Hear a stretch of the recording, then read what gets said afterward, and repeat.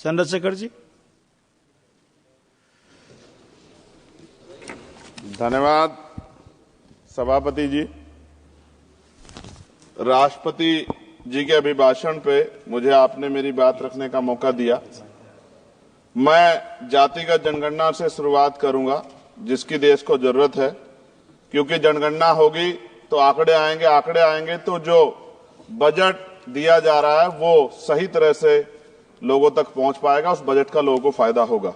दूसरी बात, अयोध्या में 3 दिन तक पुलिस ने कार्रवाई नहीं की। इसका खामियाजा एक बेटी को अन्याय के रूप में उठाना पड़ा और मुख्यमंत्री जी यहां खड़े होकर राजनीतिक स्पीच में उस बेटी के अपमान का तमाशा बना रहे थे। ये बहुत दुखदाई है।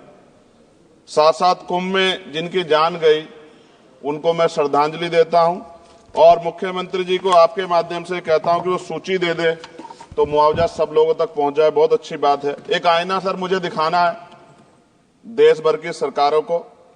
यही बागपत के एक बच्चे ने न्याय नहीं मिला सर, आत्महत्या कर ली पार्लियामेंट के सामने, जितेंद्र ने। परभनी में बाबा साहब अम्बेडकर की स्टैचू तोड़ी गई सर, वहां सोमनाथ सूर्यवंशी को पुलिस ने मार दिया सर। यहां पंजाब में सर, अमृतसर में बाबा साहब अम्बेडकर की प्रतिमा पे किस तरह का अपमान किया गया। गोरखपुर में 2 दलित बच्चों की हत्या हुई सर। सूरत में एक दलित बच्ची को फीस ना चुका कारण अपमानित किया गया, उसने सुसाइड कर लिया सर। झुंझुनू में राजस्थान में एक बच्चे की पिटाई की गई मटकी छूने पे सर दोबारा। कठुआ जम्मू में सर एक नाबालिग बच्ची का सामूहिक बलात्कार किया गया सर। साथ साथ सहारनपुर में भूमाफियाओं ने शमशान की भूमि को देवबंद में सर जबरन कब्जा करने की कोशिश की, गोलीबारी की सर। आजमगढ़ में सूरज की हत्या सर हो गई है और पुलिस बचाने काम करे अपराधियों को। सर SC/ST को पहले जमीन मिलती थी पट्टों के रूप में, कई सरकार ने दी। उन जमीनों को पहले तो दबंगों ने कब्जा के रखा और अब उन जमीनों को सरकार भी छीन रही है सर। शहर में रहने वालों को SC/ST को आवासीय पट्टे दिए जाने चाहिए। आजादी के 75 साल भी घर नहीं है, बाद भी SC/ST के बच्चों को जो स्कॉलरशिप दी जाती थी, केंद्र और राज्य का आपसे विवाद है कि 60% आप दोगे, 40 हम देंगे। इस चक्कर में कई बार स्कॉलरशिप सब नहीं समय पहुंचती, मानसिक प्रताड़ना होती है, स्कूल परेशान करते हैं, कॉलेज। इसलिए मेरी राय है सर कि 0 बैलेंस पे उन बच्चों का एडमिशन कराया जाए। जब सरकार कुछ करना ही चाहती तो बच्चों को फायदा हो जाए। और देश भर में सर बहुत सारे छात्रावास बने हैं, लेकिन उन छात्रावास की स्थिति ऐसी है जर्जर, जैसे हमारे स्कूलों की है। इन छात्रावास का जीर्णोद्धार करा जाए, उनकी रख रखाव का ख्याल रखा जाए, क्योंकि यहाँ देश का भविष्य तैयार हो रहा है। और ऐसी हालात सर स्कूलों की है, स्कूलों के हालात आप देश भर में, मैं उत्तर प्रदेश से आता हूँ, जाके देखोगे नगीना क्षेत्र में सर अगर स्कूल गिर जाएगा किस दिन बहुत बड़ा हादसा हो जाएगा, कोई पूछने वाला नहीं है सर।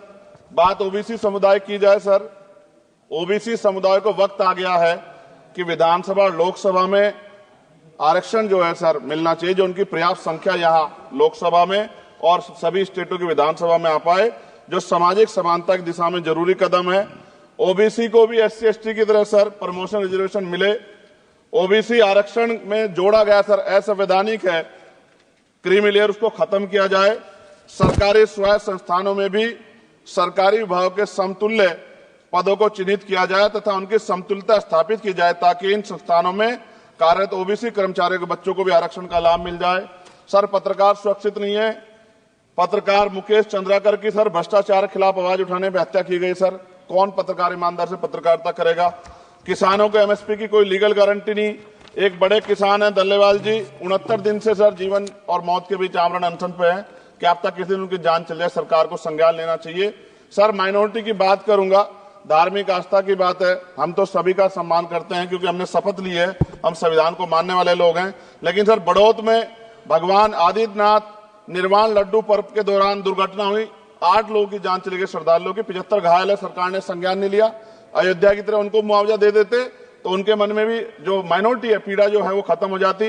न्यायालय द्वारा पारित आदेश के बावजूद जैन समाज को जैन महातीर्थ गिरनार जूनागढ़ गुजरात पे पूजा करने रोका जाए, जो उनके मौलिक अधिकार का उल्लंघन है सर। बरेली में सार्वजनिक रूप से हजरत पैगंबर मोहम्मद साहब के खिलाफ सार्वजनिक अपमानित गाने चलाए गए। क्या सर मुसलमानों की धार्मिक आस्था का सम्मान नहीं होना चाहिए? उनका भी तो आजादी में योगदान है। और इनको अपराधियों किसका संरक्षण की खुलेआम इतने इस तरह गाने बजा के अपमानित कर रहे हैं। संभल की हिंसा में सर 74 लोग गिरफ्तारी हुई है और वहां के मुस्लिम डर के साए में है। सरकार बेगुनाहों की गिरफ्तारी बंद करे। महाराष्ट्र में सर चंद्रपुर जिला पड़ता है, मैं अभी गया था, तालुका चिमूर में ताडोबा फॉरेस्ट में संग्रामगिरी पहाड़ पर बौद्ध स्थल है सर, बहुत पुराना। वहां बौद्ध भिक्षु को सरकार बिजली नहीं देती, रास्ता नहीं देती और इतनी बुरी हालात में उनकी धार्मिक आस्था क्या है सर, तथागत बुद्ध की ज्ञान स्थली होने के कारण बोध गया में बौद्ध धर्म के अनुयायियों के लिए जो बहुत महत्वपूर्ण स्थल है सर, इस स्थल पर अवैध कब्जा हटवाकर बौद्ध धर्म के अनुयायियों को सौंपा जाए। उनमें बड़ी चिंता, देश विदेश से लोग आते हैं, तो यहाँ हमारे देश की छवि भी खराब हो रही है। और अभी 12 फरवरी को सदगुरु रविदास जी महाराज की जयंती है और 14 अप्रैल को बाबा साहब अम्बेडकर की, 11 अप्रैल को राष्ट्रपिता ज्योतिबा फुले की। इनको मानने वाले लोग नए कार्यक्रम करना चाहते हैं। अभी जिस विचार की सरकार है सर, वो तो कोई कार्यक्रम कर लें, लेकिन अगर ये कार्यक्रम करना चाहते हैं तो इनको कोई छूट नहीं है और नई परमिशन नहीं मिल रही। खत्म करूंगा सर, अंत में थोड़ा सा और रह गया सर, इसको खत्म करूंगा। लेकिन सर मैं जानना चाहता हूं, क्या सरकारी पैसे पे एक ही धर्म का अधिकार है? दूसरे धर्म के धार्मिक आयोजनों पे अभी कुंभ में 7,500 करोड़ रुपए खर्च किया आपने। आप रविदास जयंती पे कितना खर्च करेंगे? आप 14 अप्रैल को डॉक्टर बाबा साहब अम्बेडकर जिनकी जय जयकार होती है उन पे कितना खर्च करेंगे? और उनके विचारों को आगे बढ़ाने के लिए आप क्या सहयोग करेंगे? ये सवाल बहुत बड़ा है।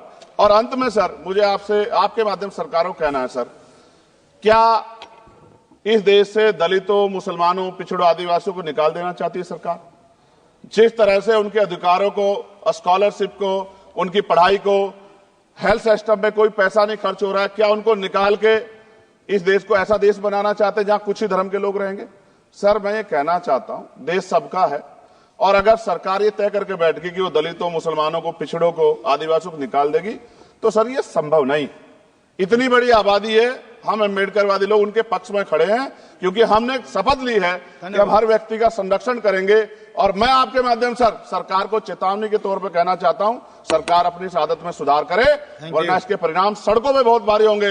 अगर मुसलमानों को, दलितों को आप लोग निकालने के बारे में सोचोगे और उनकी धार्मिक आस्था का अपमान करोगे तो ये हम लोग किसी कीमत पे बर्दाश्त नहीं करेंगे। मैं आपका धन्यवाद करूंगा सर, लेकिन साथ साथ मैं ये भी कहूंगा सर, और सर खत्म कर रहा हूं सर, 10 सेकंड में खत्म कर रहा हूं सर, आप आदेश करेंगे तो खत्म कर दूंगा। खत्म कर दीजिए, एक सेंटेंस बोलिए। 10 सेकंड में खत्म कर दूं सर, एक सेंटेंस में 10 सेकंड ही आएगा, बोलिए सर। मैं बस ये कहना चाहता हूं कि सरकार सभी का ध्यान रखे और उनमें भी गरीबों का ज्यादा ध्यान रखे, क्योंकि सर अभी जेब कटाई हुई 2800 रुपए का टिकट है सर, इलाहाबाद का 56,000 रुपए का था सर। मैंने मंत्री जी से कहा, तब जाके उन्होंने संज्ञान लिया, तब आधे रेट हुए। इसलिए कह रहा हूं, धर्म के नाम पे धंधा और लूट नहीं होनी चाहिए सर, इसकी जिम्मेदारी सरकार की। धन्यवाद सर।